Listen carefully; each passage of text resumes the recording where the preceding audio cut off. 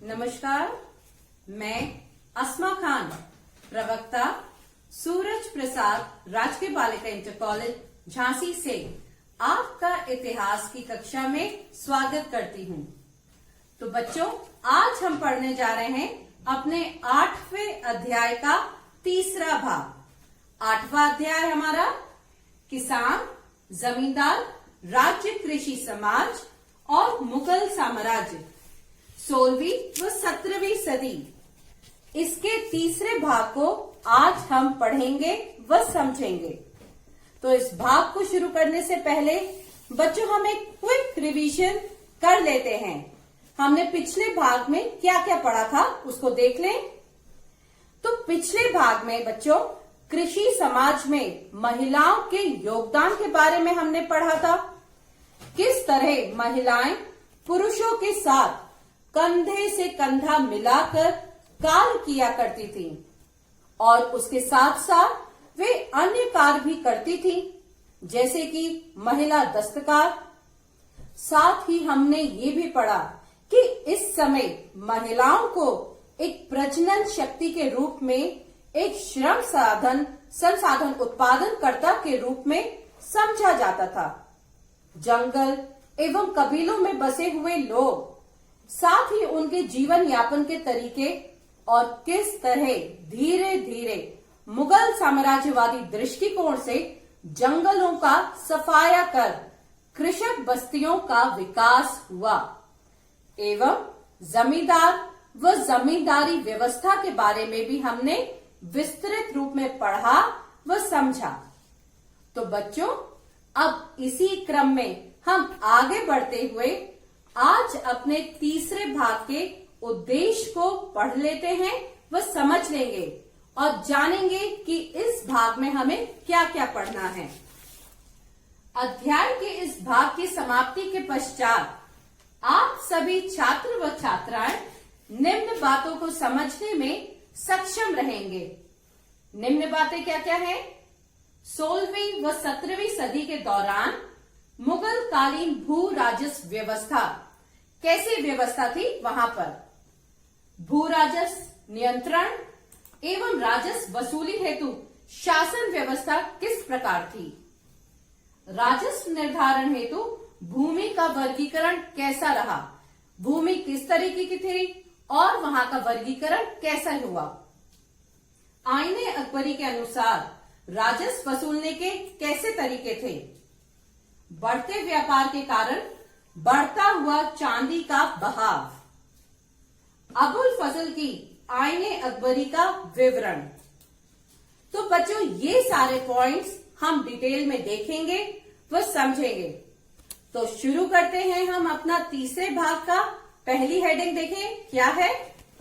मुगल कालीन भू राजस्व व्यवस्था। अब भू राजस्व का अर्थ क्या है?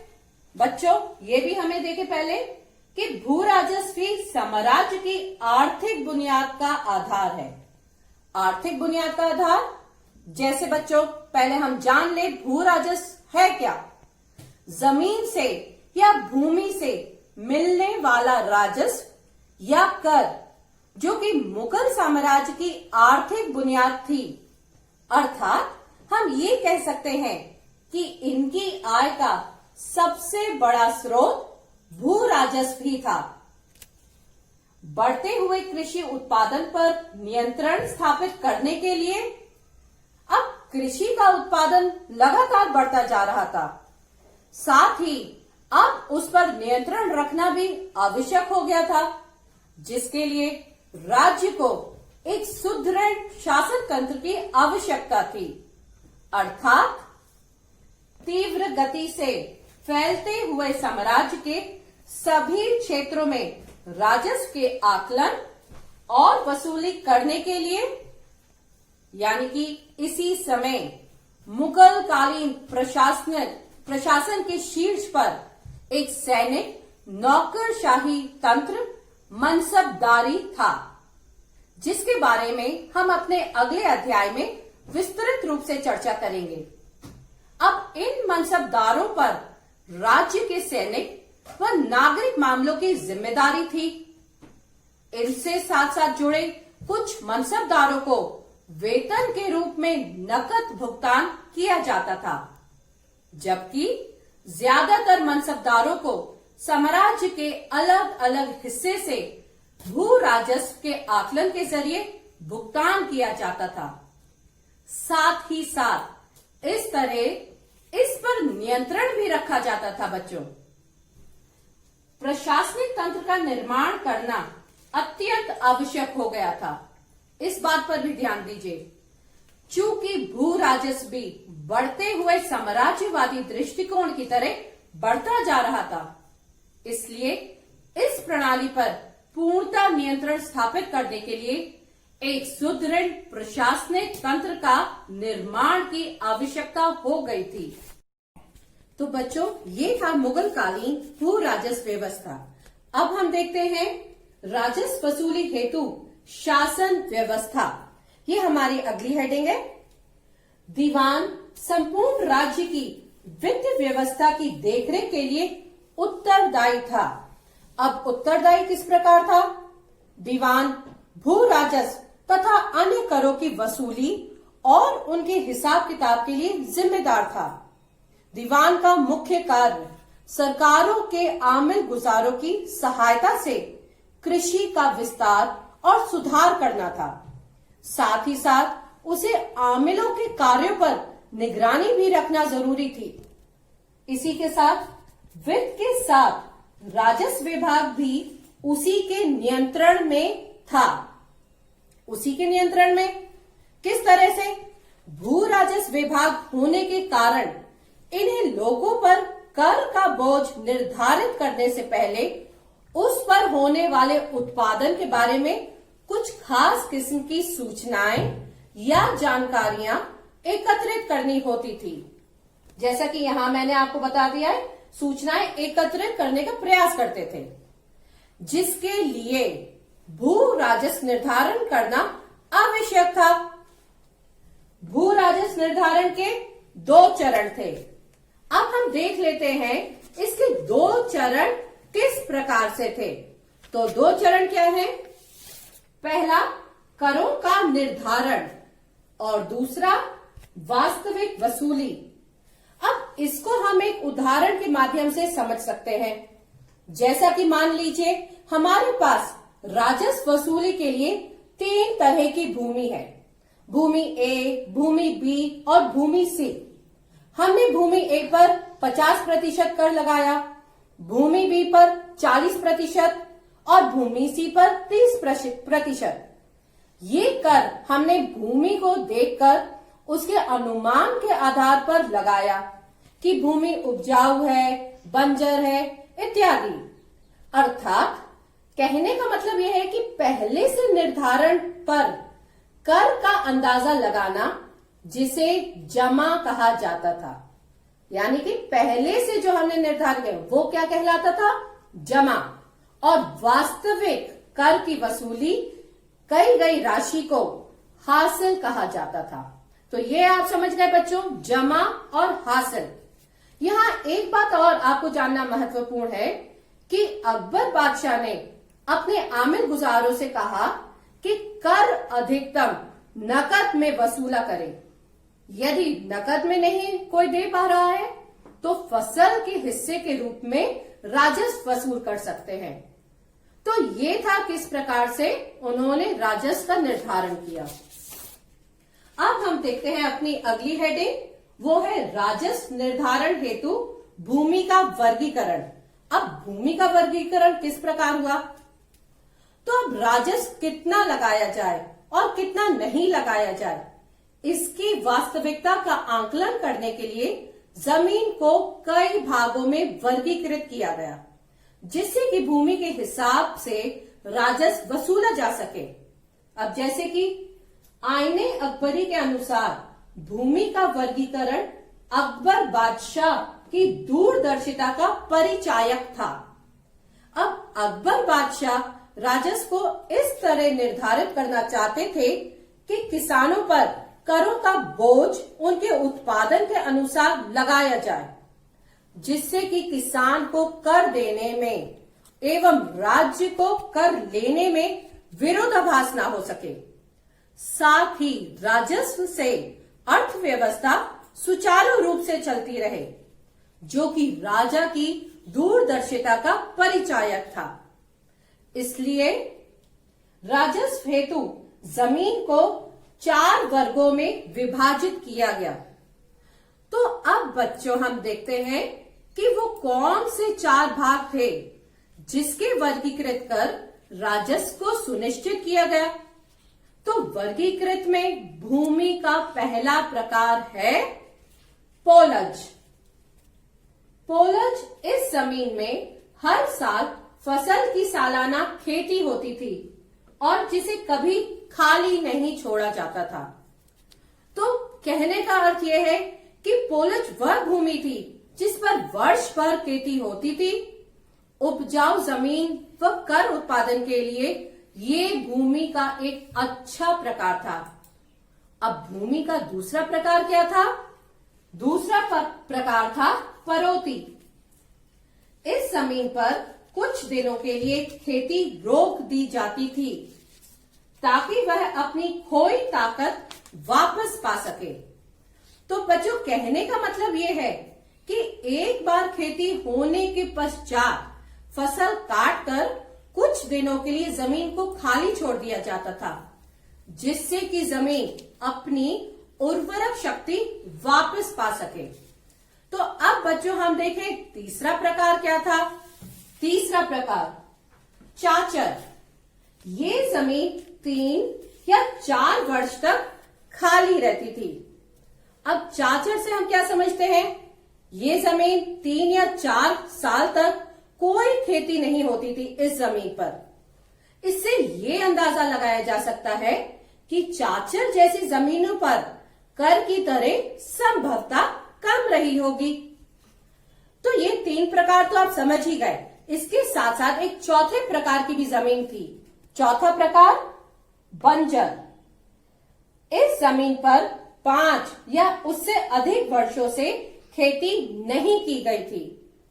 तो बच्चों बंजर शब्द से ही आप समझ गए होंगे कि ये वो जमीन थी जो अपनी उर्वरक शक्ति पूर्णतः खो देती थी और इसमें 5 या उससे अधिक वर्षों तक खेती नहीं की जा सकती थी।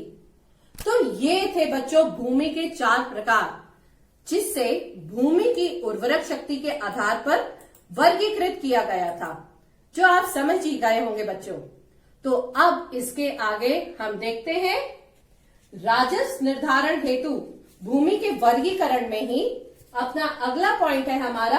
पहली 2 प्रकार की जमीनों को 3 किस्मों में बांटा जाता था।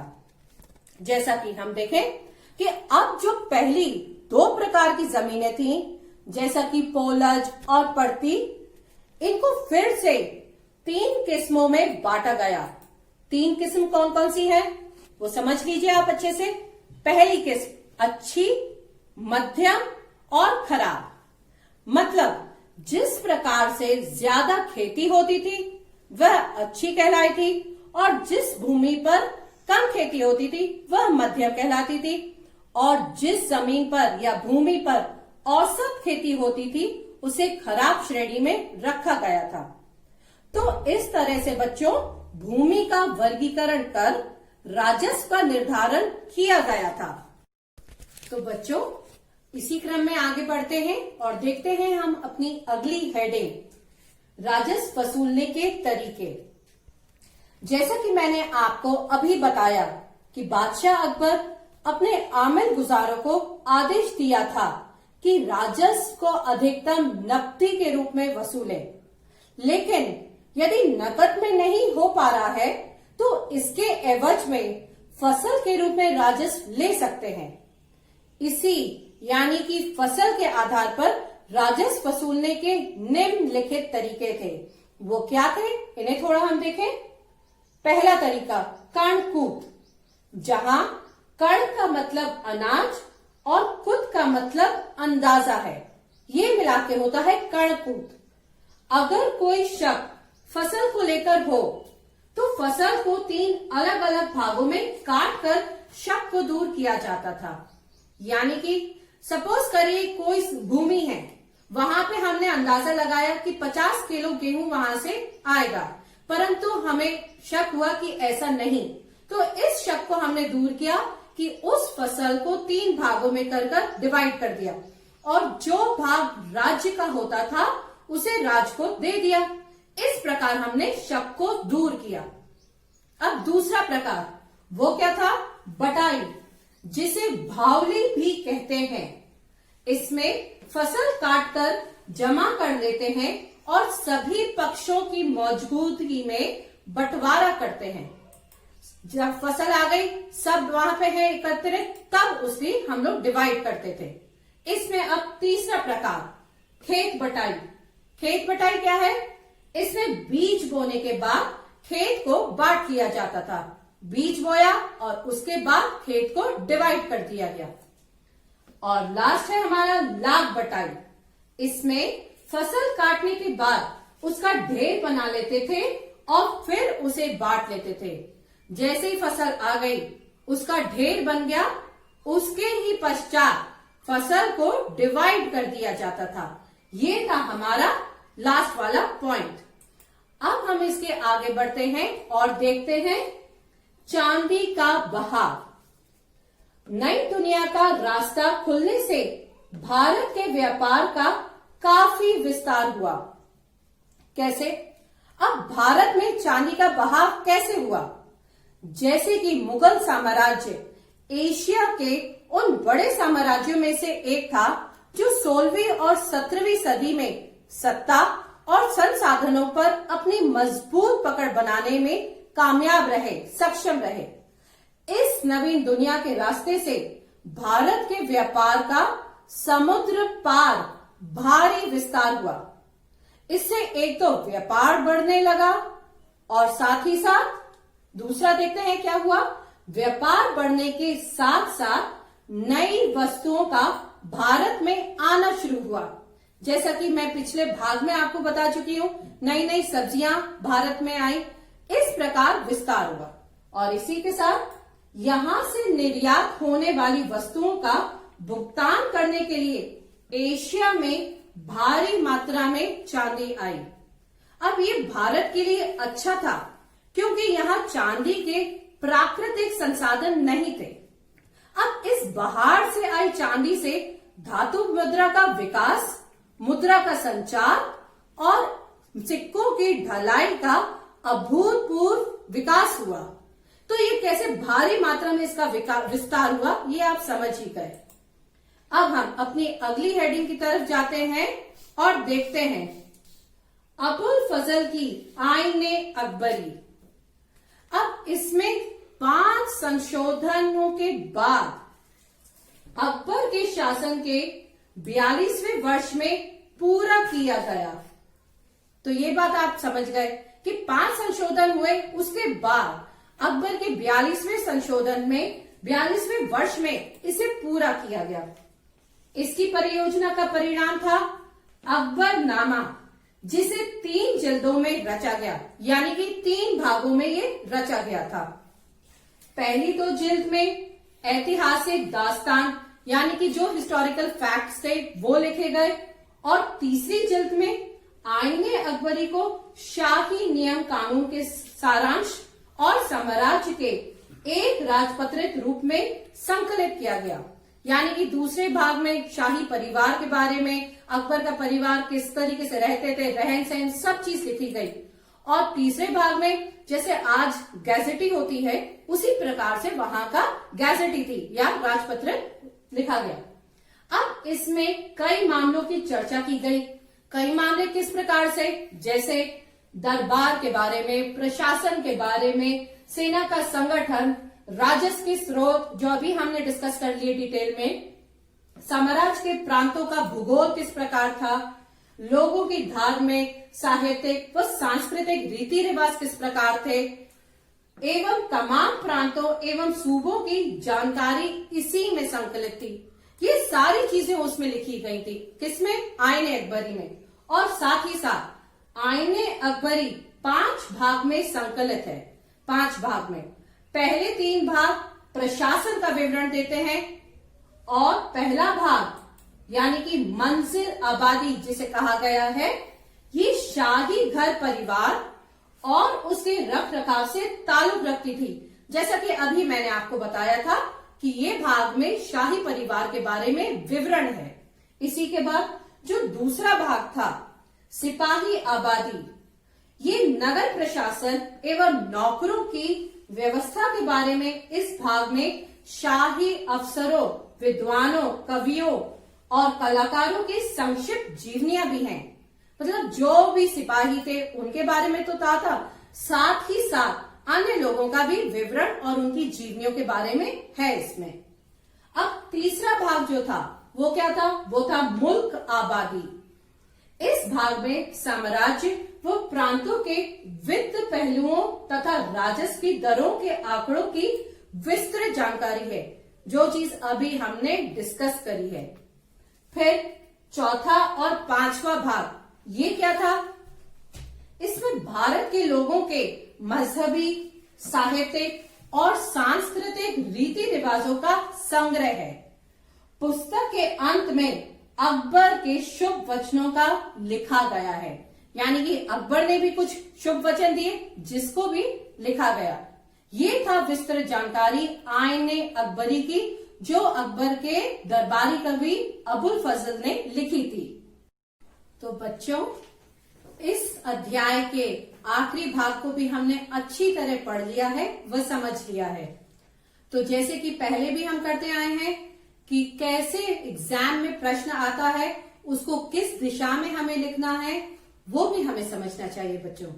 तो इसी पैटर्न में मैं एक प्रश्न लेके आई हूं और बुलेट फॉर्म में मैंने इसका आंसर तैयार किया है आपके लिए। आप उसको देखिए, समझिए और विस्तृत रूप में आंसर लिखिएगा।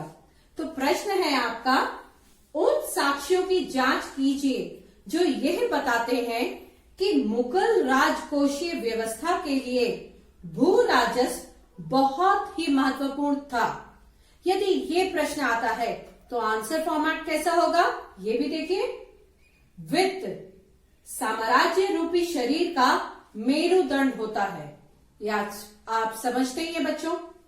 सभी मुगल सम्राट साम्राज्य को शुद्ध वित्तीय आधार प्रदान करना चाहते थे।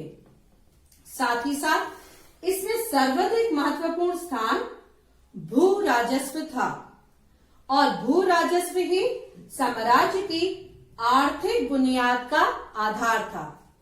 इसी के साथ साथ कृषि उत्पादन पर नियंत्रण स्थापित करने के लिए तीव्र गति से विस्तृत होते हुए साम्राज्य के सभी क्षेत्रों में राजस्व का आकलन एवं वसूली अति आवश्यक था, जिसके लिए एक मजबूत प्रशासनिक तंत्र का निर्माण करना था, जो आप अबुल फजल की पुस्तक में देख ही चुके हैं कैसे था। एवं साम्राज्य की समस्त भूमियों को पैमाइश के आधार पर वर्गीकरण करना आवश्यक था। साथ ही साथ बच्चों, राजस्व वसूली के तरीकों का निर्धारण जैसे जमा और वसूली इत्यादि था। भू राजस्व प्रबंधन में उठाए गए कदमों से स्पष्ट हो जाता है कि मुगल राज व्यवस्था के लिए भू राजस्व अत्यधिक महत्वपूर्ण था। तो ये आंसर फॉर्मेट है। इसी तरीके से बच्चों एग्जाम में लिखिए, निश्चित ही आपको बहुत अच्छे मार्क्स आएंगे। तो बच्चों, इस अध्याय के तृतीय भाग का निष्कर्ष भी हम देख लें। हमने क्या समझा है? अध्याय के इस भाग में हमने मुगल कालीन भू राजस्व व्यवस्था के बारे में जाना, किस तरह से राजस्व वसूलते थे वे लोग, साथ ही भूमि की पैदावार के आधार पर वर्गीकरण राजस्व को निर्धारित किया जाता था। इनको जानने के साहित्यिक स्रोत यानी कि आईने अकबरी की विस्तृत चर्चा भी हमने कर ली है। तो ये भी आप बहुत अच्छे से बच्चों समझ चुके हैं। और जैसा मैं पहले भी आपको होमवर्क देती हुई आई हूं, इस बार भी आपको होमवर्क करना है। और कुछ एक क्वेश्चन तो मैं आपसे डिस्कस ही कर चुकी हूं। दूसरे प्रश्न को भी पूरे चैप्टर में हमने अच्छे तरह समझ लिया है। उसको भी आप अपने शब्दों में लिख लेंगे। मुझे उम्मीद है कि आप अच्छा करेंगे। पहला प्रश्न क्या दिया मैंने, उन साक्ष्यों की जांच कीजिए जो ये बताते हैं कि मुगल राजकोषीय व्यवस्था के लिए भू राजस्व बहुत ही महत्वपूर्ण था। ये अभी ही हमने डिस्कस किया, पूरा आंसर फॉर्मेट आप देख चुके हैं, समझ चुके हैं। दूसरा प्रश्न है, आईने अकबरी को ध्यान से पढ़िए और इस बात का ब्यौरा दीजिए कि इसका इस्तेमाल एक इतिहासकार किस तरह से कर सकता है। ये भी बच्चों हमने इस भाग में अच्छे से पढ़ लिया है। आईने अकबरी आप डिटेल में समझ चुके हैं, उसके क्या पॉइंट्स थे, उसमें क्या क्या था। आप उसको विस्तृत रूप में जरूर देखिए। तो ये आपका होमवर्क है, आपको करना है। तो जैसे कि अब ये भाग भी आपका समाप्त होता है, इसके साथ साथ ये चैप्टर आपका खत्म हो रहा है, तो शुरू से आखिर तक यानी कि इस अध्याय के भाग 1, 2 और 3 में आपने क्या क्या पढ़ा, इसका एक क्विक रिवीजन हम लोग कर लेते हैं। क्या हमने देखा, किसान व कृषि उत्पादन के बारे में हमने पढ़ा था। किसान व उनकी जमीनों की जानकारी पता चली हमें। सिंचाई और तकनीकों के साधनों के विषय में हमें जानकारी मिली। फसलों की विभिन्न उगाही के बारे में पता चला। ग्रामीण समुदायों एवं उनके सामाजिक जीवन के बारे में पता। जातिवाद, ग्रामीण माहौल और पंचायत व्यवस्था के बारे में हमने जाना। ये आपको ध्यान आ रहा होगा, भाग 1 में हमने पढ़ा था। तो बच्चों इसी तरीके से दूसरे भाग में याद करिए हमने क्या पढ़ा था, उसके पॉइंट्स देख लेते हैं।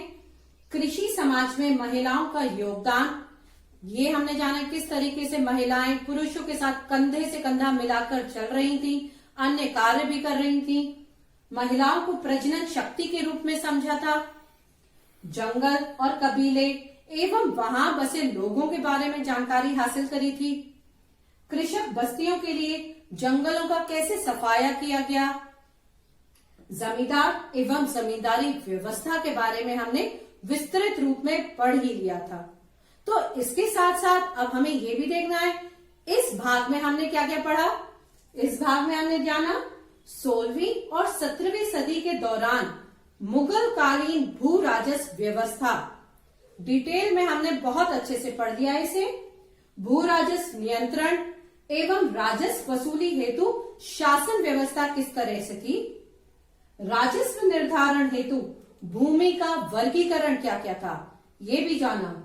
और आईने अकबरी के अनुसार राजस्व वसूलने के क्या क्या तरीके थे, कैसे निर्धारित होता था। बढ़ते व्यापार के कारण बढ़ता हुआ चांदी का भाव, कैसे चांदी विस्तृत रूप में आ गई थी।